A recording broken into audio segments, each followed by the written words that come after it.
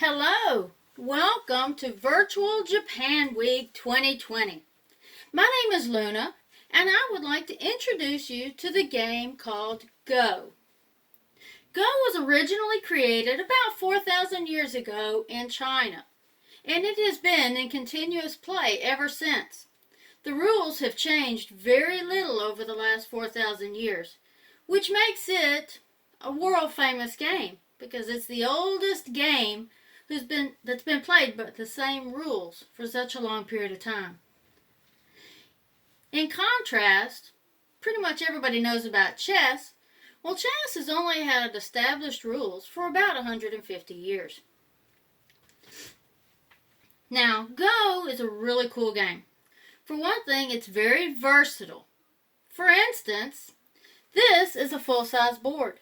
It's 19 inches across and 19 inches deep.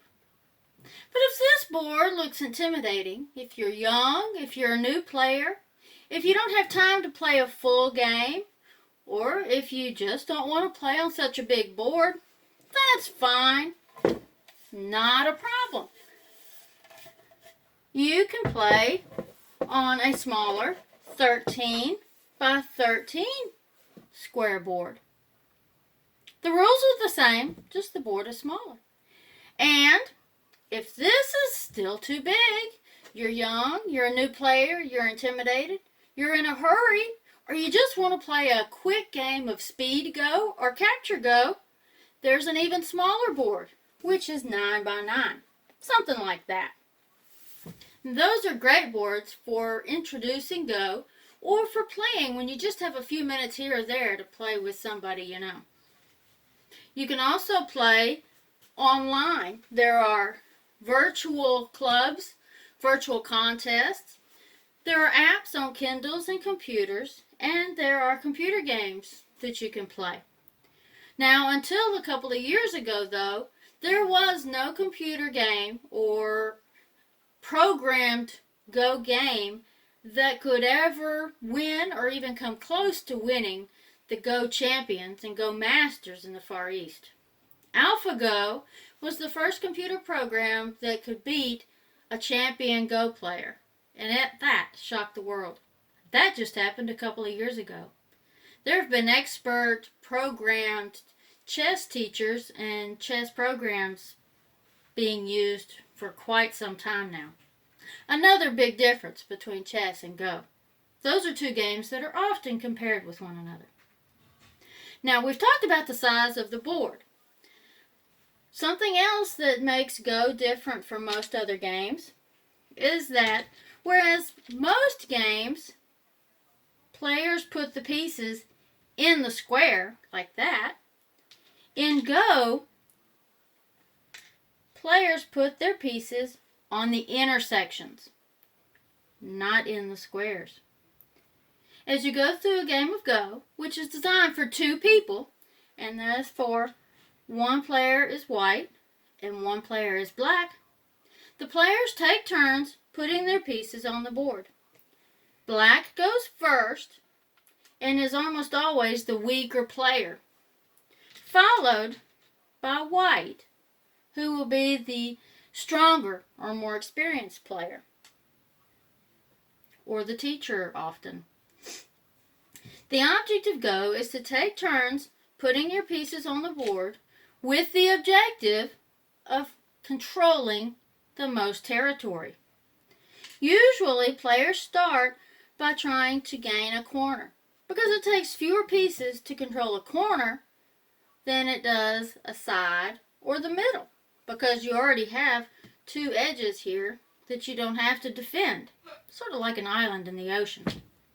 Once you control a corner, then usually players move to try to control a side and then slowly move toward the center where the game will end.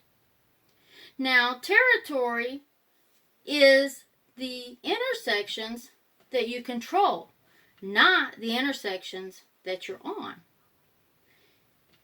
So you want to get as much territory as you can using as few pieces as possible.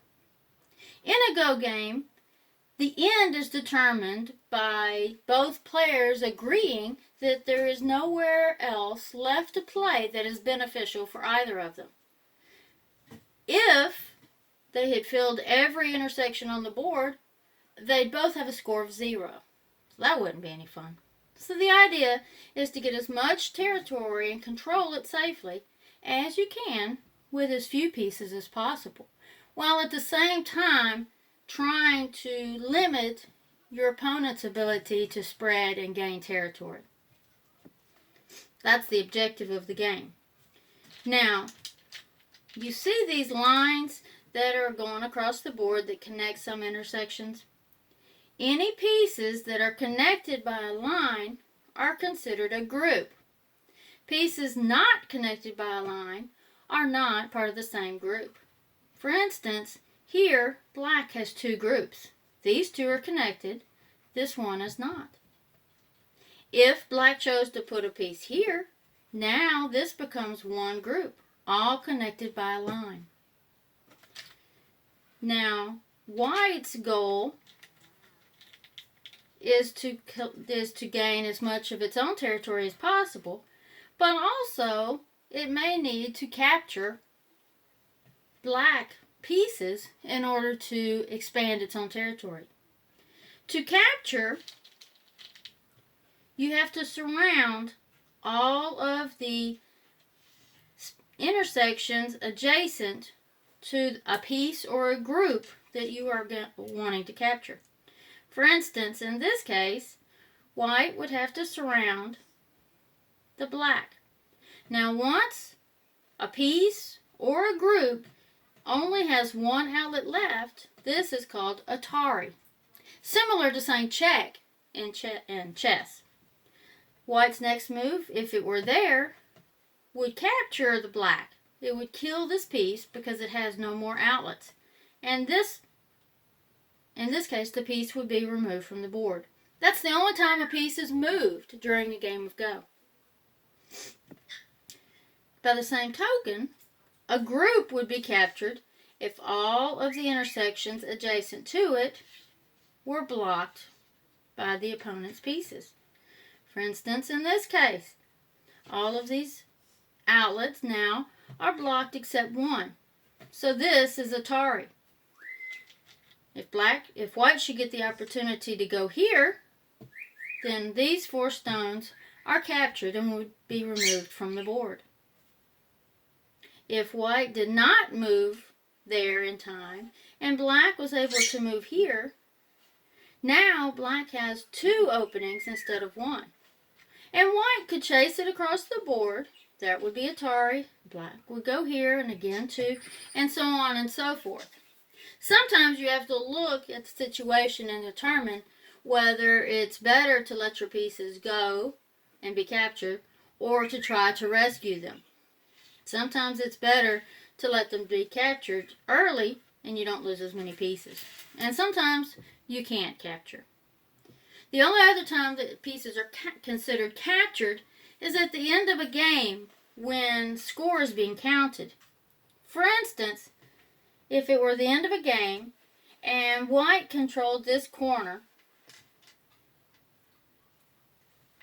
actually we'll use these black pieces.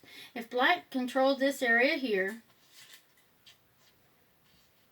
say all this corner here is black's, but there was 1 or even 2 white pieces kind of scattered out in that area, these 2 would be considered captured because they're in the black's territory, but they're of no benefit to the white player.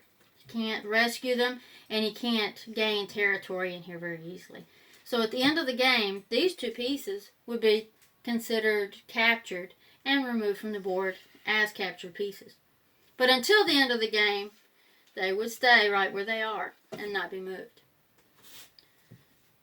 So we've covered some of the rules of the game. It's played between 2 people. One is the black player who goes first and is the weaker player.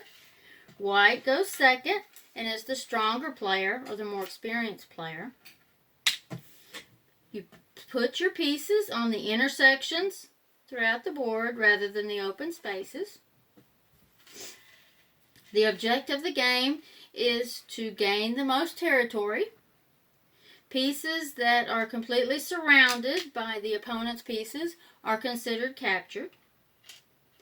And winning is decided, well, the end of the game is decided mutually by both players.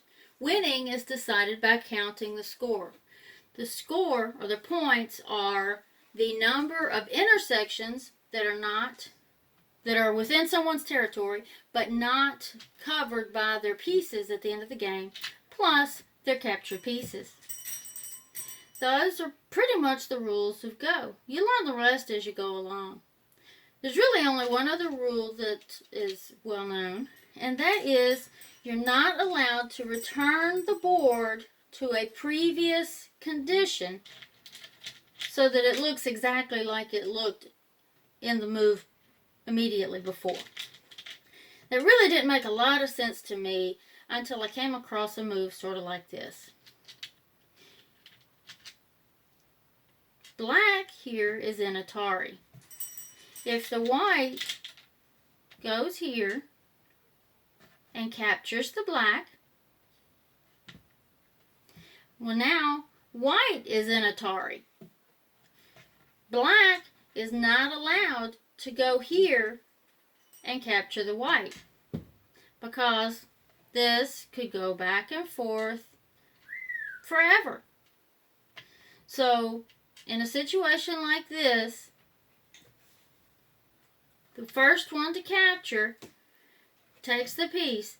The second player is not allowed to immediately move and recapture because that would return the board to exactly the same position it was in before. The second player to move has to move somewhere else on the board. And then, if this position still exists, then in a later move, white can come back and capture the black. And by the same token, for the next move, black cannot come and move here. Black must move somewhere else on the board. And then later could come back and revisit this game. Now, one other thing you may have noticed about this board is that it has these darker spots. They're called star points. They serve a couple of functions. One is to keep up with spacing on the board, or the sort of like the geography of the game and the positions of the pieces on the board. A second function of those star points is, if you remember when I said earlier that an experienced player can play a young or new player or a weaker player, and the game still have 50-50 chance of coming out to the benefit of either player, that's what the star points are for. They're also called handicap points. For instance, if a really experienced player is playing against someone who's really new or really weak, the weaker person can call handicap points. And what would happen would be the black player would be allowed to put a number of stones on the board before the game begins. The number of stones placed on the board would depend on the difference in skill level or ranking between the two players. It could be as few as one or none, and up to as many as 20 possibly, depending on the levels of the two players. Now, this is a handicap of 5. This is a handicap of 4, and so on and so on. Now the game is ready to begin. The players would begin at this point. Once the black player has gotten where he's good enough to win frequently at a handicap level, say 4 in this instance, then he would move to a handicap of 3. And as he continues to improve, hopefully go to 2, then to 1, and then eventually play others on an equal basis.